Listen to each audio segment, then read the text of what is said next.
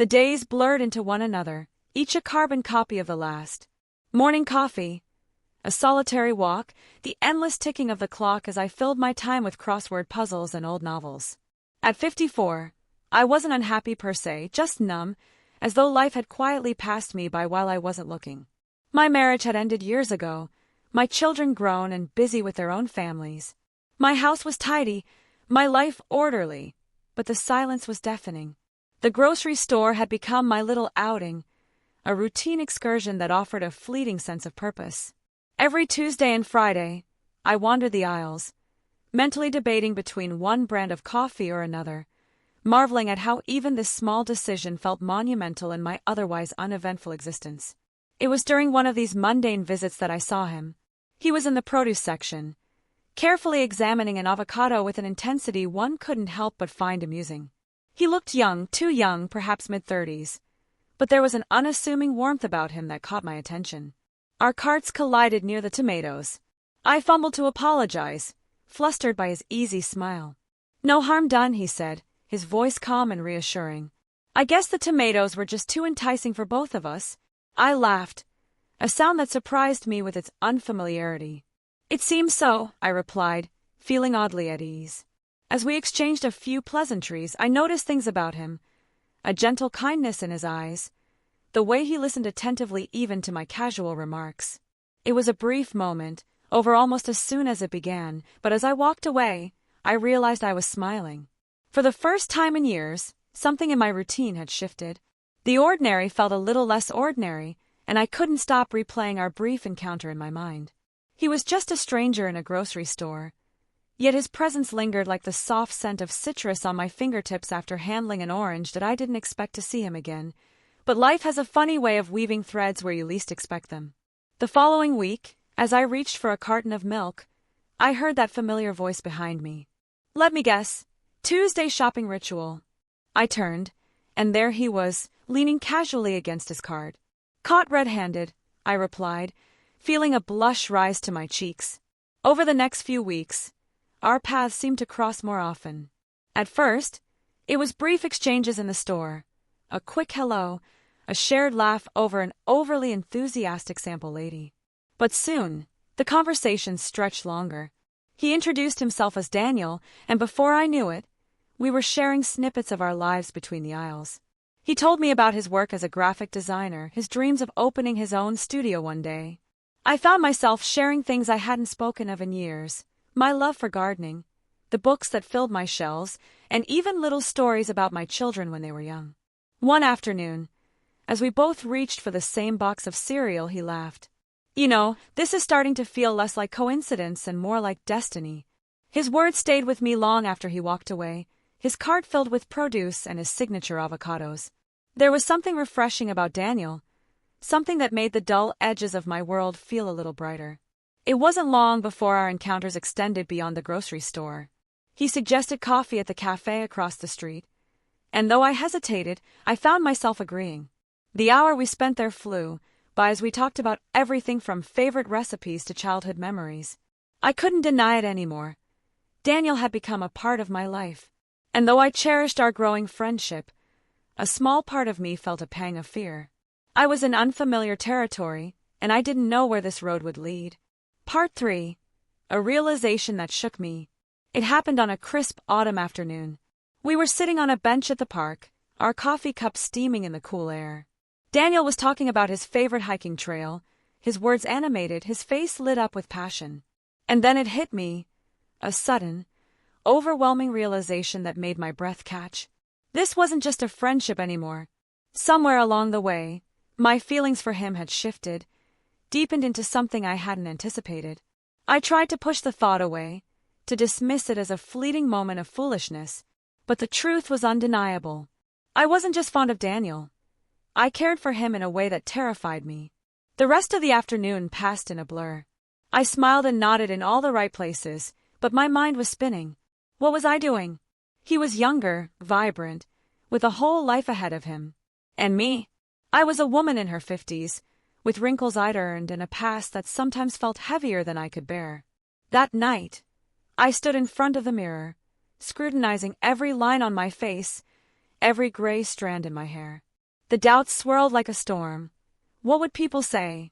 What would he think if he knew? Was I setting myself up for heartbreak? And yet, beneath the fear, there was a quiet but persistent voice. It whispered something I hadn't dared consider in years. What if this could be real? The days that followed were a tug-of-war between my heart and my mind.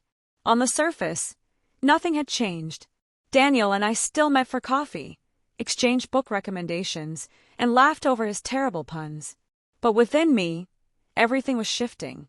I caught myself studying him when he wasn't looking. The way his hair fell over his forehead when he leaned forward, the warmth in his laughter, the way he spoke with an easy confidence that made the world feel less heavy. It was disarming, this quiet connection we had, and it terrified me. At night, I lay awake dissecting every moment we shared. Was I imagining the way his gaze lingered on me? Did he mean anything when he asked about my past, his tone laced with what felt like genuine curiosity? Or was I a fool, reading too much into gestures that were simply kindness? The mirror became my battlefield again. I'd stand there, scrutinizing myself with a mix of longing and self-doubt. There were the hands that had cradled my children, the eyes that had seen so much joy and loss, the lines etched by time and worry. How could someone like him see beauty here, in a body that carried decades he had yet to experience? But Daniel was relentless in his kindness, as if sensing my hesitations without ever acknowledging them. One evening, he texted me a photo of a book he'd found at the thrift store, the one I had mentioned loving as a girl. "Thought you might want to relive the magic," he wrote. I stared at the screen, overwhelmed by how simple yet thoughtful the gesture was. No one had remembered such small things about me in years. The real breaking point came a week later. We were sitting in the library cafe, our usual spot, and he mentioned an art exhibit opening downtown. "You'd love it," he said, his eyes lighting up. "You should come with me." I froze. It wasn't the first time he'd suggested something like this, but now, the weight of my emotions made the invitation feel monumental. "I'm not sure," I started, fumbling for an excuse. His smile softened, and he reached across the table, his hand brushing mine for the briefest moment. "It's just a museum," he said lightly, but there was something in his tone that felt like an invitation to more than an exhibit. That night, the doubts clawed at me with renewed intensity. I was falling for him, and no amount of rationalizing could stop it. But what could I do with these feelings?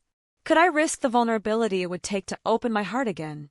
For the first time in years, I felt truly alive, and for the first time, I was terrified that it might all slip away. The museum visit lingered in my mind like an unspoken challenge. Daniel's casual invitation had felt anything but casual to me, and I wondered if he realized the weight of what he'd done. For days I debated going.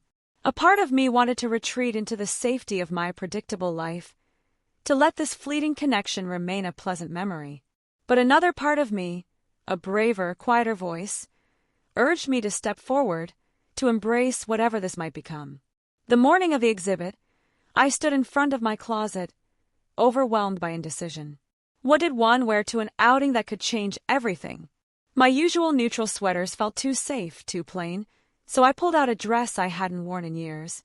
It was a soft blue, the color Daniel once said matched my eyes, and as I slipped it on, I felt an unfamiliar flicker of confidence. When I arrived at the museum, he was already waiting by the entrance. He turned when he saw me, his face breaking into a grin that made my heart stutter. "You look beautiful," he said simply, his voice sincere and free of pretense. I smiled, brushing off the compliment with a nervous laugh, but his words stayed with me as we wandered through the gallery. The art itself was beautiful, bold, sweeping landscapes and intricate portraits that seemed to breathe with life, but I found myself more captivated by the man beside me. Daniel spoke with such passion about each piece, his enthusiasm infectious. He wasn't just looking at the art, he was sharing it with me, inviting me into his world. At one point, we stopped in front of a painting of a stormy sea. The artist had captured the chaos and beauty of the waves so vividly that it felt almost alive. "That's how life feels sometimes, doesn't it?" Daniel said softly. "Messy and overwhelming, but somehow still beautiful." I nodded, my throat tightening. It was as if he'd put words to the turmoil inside me, the storm of emotions I'd been battling since we met.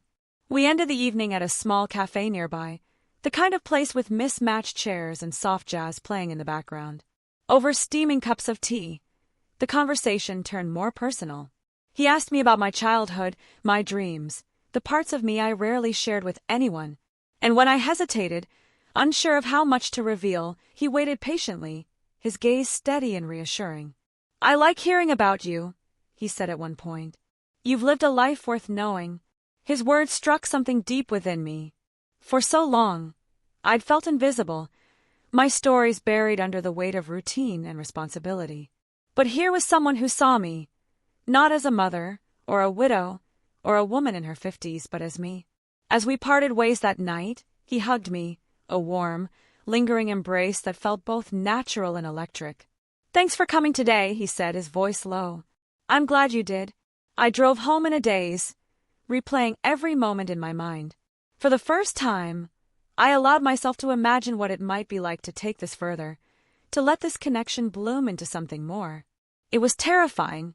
It was exhilarating. And for the first time in years, it felt like the storm inside me was clearing, revealing something hopeful on the horizon. The days following our museum visit were a strange mix of clarity and confusion. There was a sense of lightness in me, an energy I hadn't felt in years, and yet, it was tempered by the growing weight of doubt. I found myself thinking about Daniel at the most unexpected moments, while I was cooking, when I was folding laundry, even as I drifted to sleep. I couldn't escape the pull of him. And yet, there was fear, a quiet, persistent voice in the back of my mind, whispering doubts about the gap between us. The difference in our ages was more than just a number, it was a barrier I couldn't ignore. What would people think? What would my children think? Was I simply starved for attention after years of loneliness? Or was there something deeper between us? I couldn't help but analyze every conversation we'd had. His genuine interest in my thoughts, the way he leaned in when I spoke, the way his eyes seemed to see me. It wasn't just flirtation, I realized. There was an intensity there, a kind of connection that felt rare. But was it real, or was I projecting my desires onto him? The next time we saw each other, it was by chance. I was in the grocery store, picking up a few things for dinner, when I spotted him across the aisle. Our eyes met instantly, and for a moment, time seemed to slow. He smiled, and I felt the warmth of it reach me from across the room. "Hi," he said, his voice bright and familiar. "Fancy seeing you here." I smiled, but my heart was racing, and I wondered if he could hear it in my voice as I replied, "I just needed a few things for dinner." "You?" "I was picking up some stuff for my place," he said casually, but I could see the way his eyes lingered on me, his gaze flickering over my face, almost like he was reading me. "How about we grab a coffee after this? I'm off in about 10 minutes. I paused. It was a simple invitation, yet it felt like the weight of the world hung on it. I could feel the flutter of excitement, but there was hesitation too. I wanted to go, to spend more time with him, to continue whatever this was between us. But part of me was scared of what this could mean, scared of how this could change everything. I finally nodded. "Sure, that sounds nice." We walked together to the checkout, the easy flow of our conversation distracting me from the storm inside. The way his voice softened when he spoke to me, how he made me feel seen, it was like a balm to my soul. We left the store together and walked to the nearby cafe, the familiar hum of the city surrounding us as we talked about nothing and everything. I couldn't help but notice how easy it felt with him. His laughter was genuine, and his curiosity about the world seemed to match my own. We sat in a quiet corner of the cafe, sipping coffee as the rain began to fall outside, tapping gently against the window. But as the evening wore on, I realized something. It wasn't just his kindness or his interest in my life that made this so compelling. It was the way he made me feel, alive, desired, seen. In his presence, I felt like the woman I used to be, the woman I had forgotten in the years of solitude and responsibility. The moment was fragile, and yet I could feel it deep inside me. What we had was more than just a fleeting connection. But what did it mean? And what did I do with it?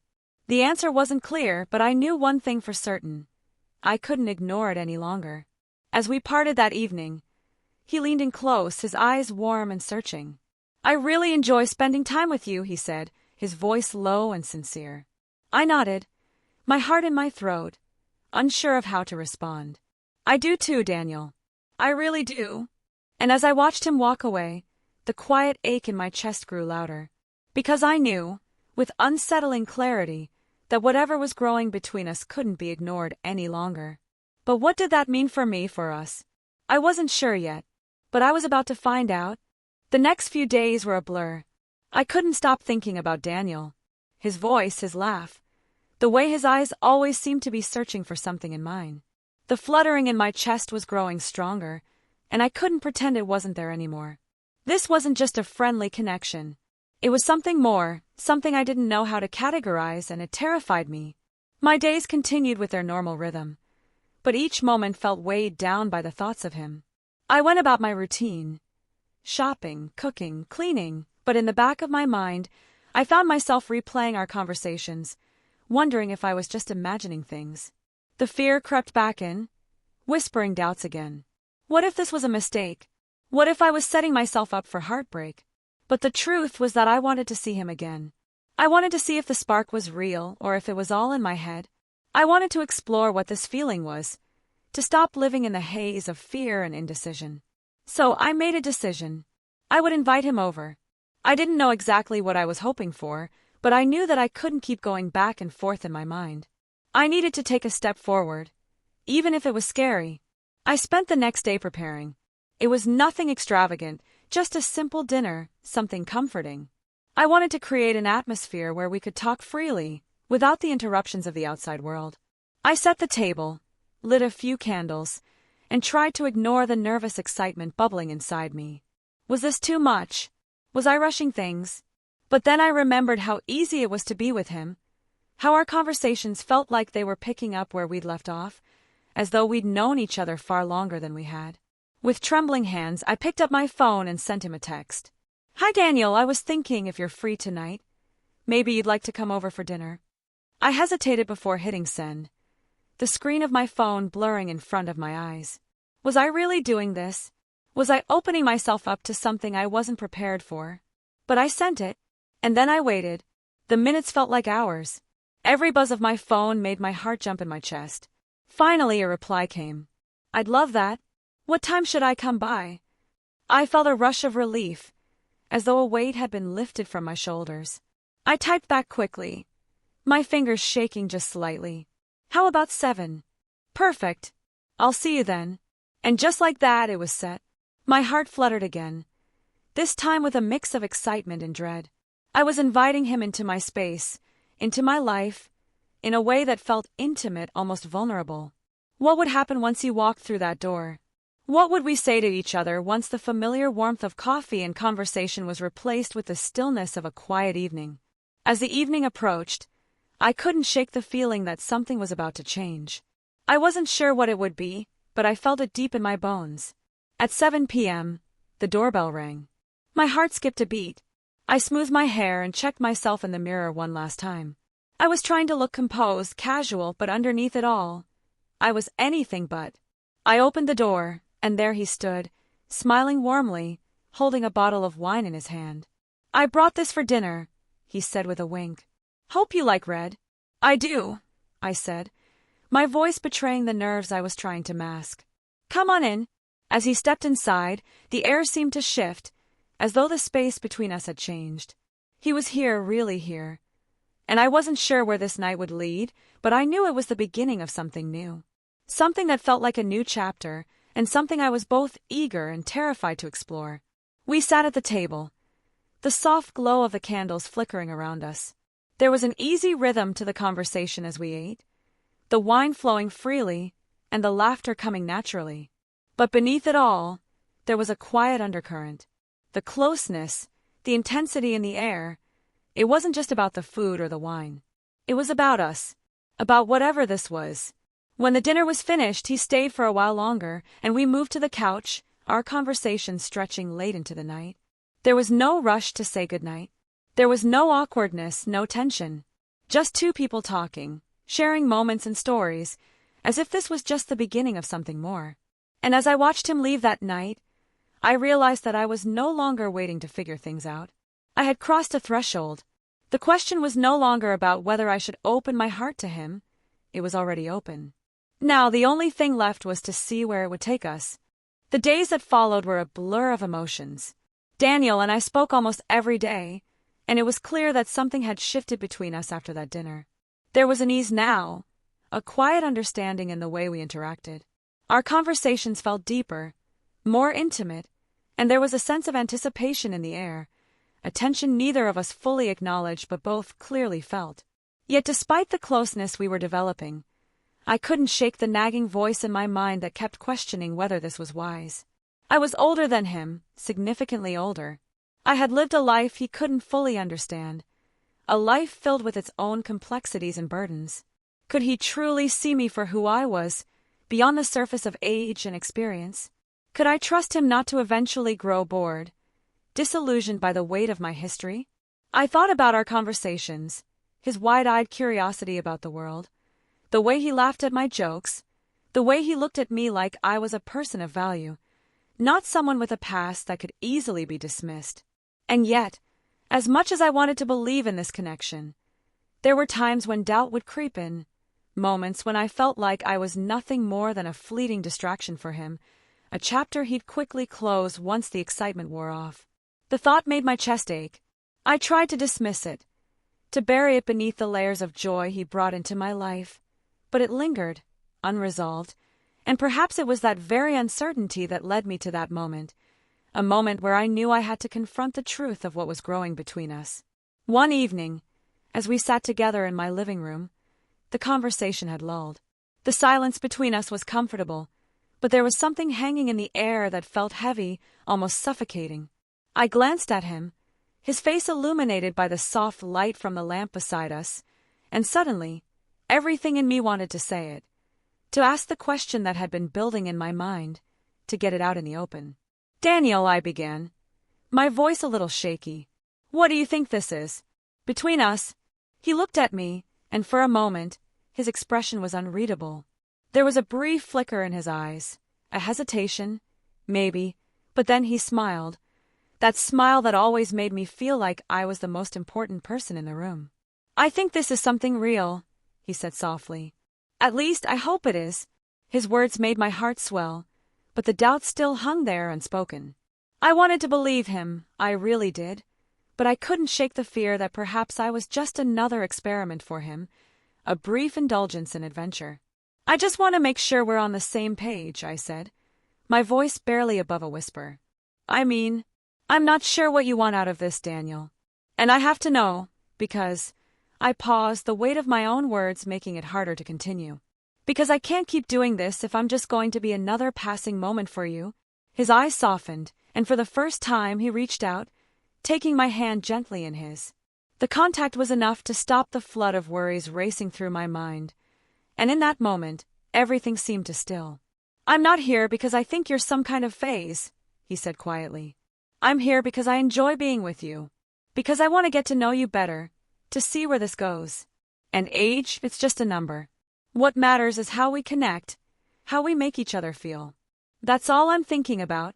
The sincerity in his voice, the steadiness of his gaze, cut through my doubts like a blade through fog. There was no hesitating, no reluctance in him. And for the first time in weeks, I realized that maybe, just maybe, this was not a fleeting moment. Maybe this wasn't some brief adventure that would dissolve into nothingness once the novelty wore off. It was terrifying, letting myself believe that, allowing myself to trust again. But in his eyes, in the way his thumb lightly brushed over my knuckles, I saw the possibility of something more. Something real.